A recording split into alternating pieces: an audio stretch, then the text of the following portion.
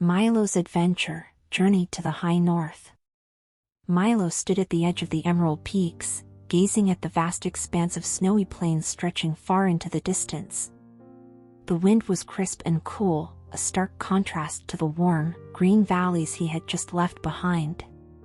His heart raced with excitement. He had always been curious about the far north, a place few had ventured to from his forest home.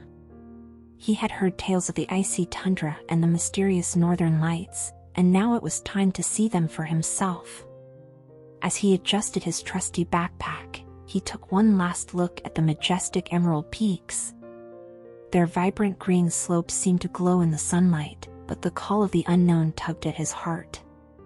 With a deep breath, he began his journey northward. The landscape slowly transformed as Milo traveled. The lush greenery of the mountains gave way to rolling hills, then to flat, snow-covered plains. The air grew colder with each step, but Milo was prepared, bundled up in warm clothing he had brought from the peaks. His blue eyes sparkled with determination, the adventure ahead filling him with energy despite the cold. Days passed as Milo trekked through the increasingly harsh terrain. He saw fewer and fewer animals, though the occasional snowy hare or fox would dart across his path, leaving only their tracks in the soft snow. The silence of the north was both eerie and peaceful, the only sounds being the crunch of snow beneath his feet and the whisper of the wind. One evening, as the sun dipped below the horizon, Milo set up camp in a sheltered nook between two large rocks. As he sat by his small fire, gazing up at the star-filled sky, something extraordinary happened. The northern lights appeared, shimmering across the sky in hues of green, purple, and blue. Milo's breath caught in his throat at the sight. He had heard about these lights but never imagined they would be so breathtaking in person. The lights danced and swirled, painting the sky with magic and wonder. The next day, as Milo continued his journey, he noticed a faint glow in the distance. Curious, he altered his path toward it. After hours of walking, he arrived at the source of the light, a small village nestled in the snow, its houses made of ice and wood. The village seemed to sparkle in the sunlight, each building reflecting the light in dazzling patterns. Milo had never seen anything like it. As he approached the village, he was greeted by an elderly fox wrapped in a thick, fur-lined cloak. Her eyes, though wise and ancient, sparkled with warmth.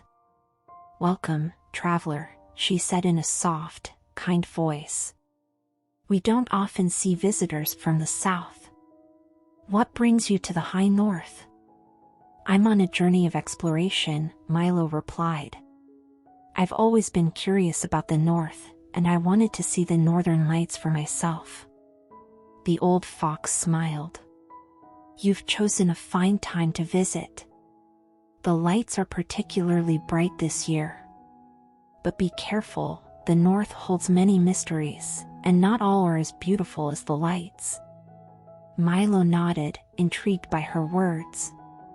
He spent the night in the village, sharing stories with the fox and the other inhabitants.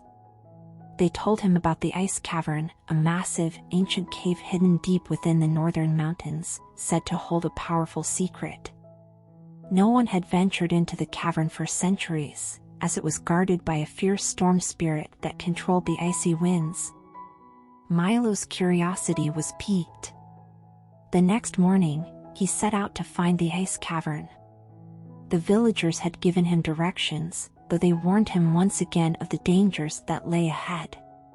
The journey to the cavern was treacherous. The snow grew deeper, and the wind stronger as Milo climbed higher into the northern mountains. But he pressed on, determined to uncover the secret of the Ice Cavern. After hours of climbing, he finally reached the entrance. The cavern loomed before him, its entrance framed by jagged ice crystals that shimmered in the dim light.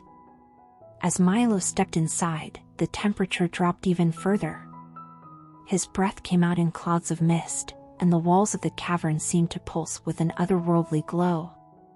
He felt a shiver run down his spine, but he kept moving forward, his heart pounding with anticipation. Deep inside the cavern, Milo found what he had been searching for. In the center of a large, icy chamber stood a massive, glowing crystal, pulsing with light.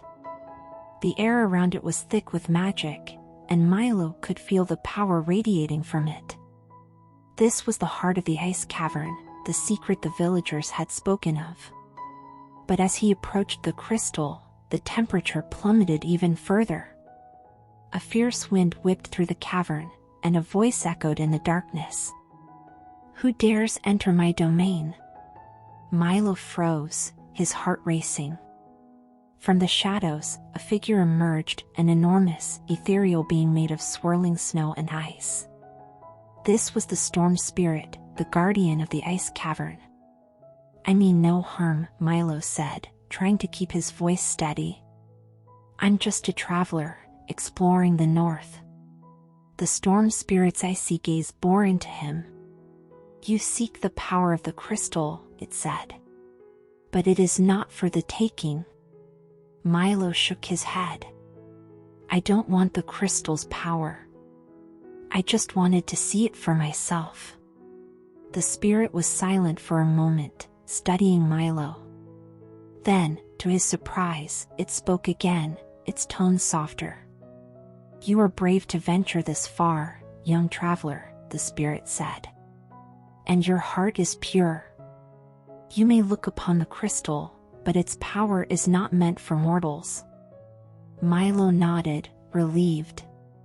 He gazed at the crystal, feeling its magic wash over him, filling him with a sense of wonder and awe.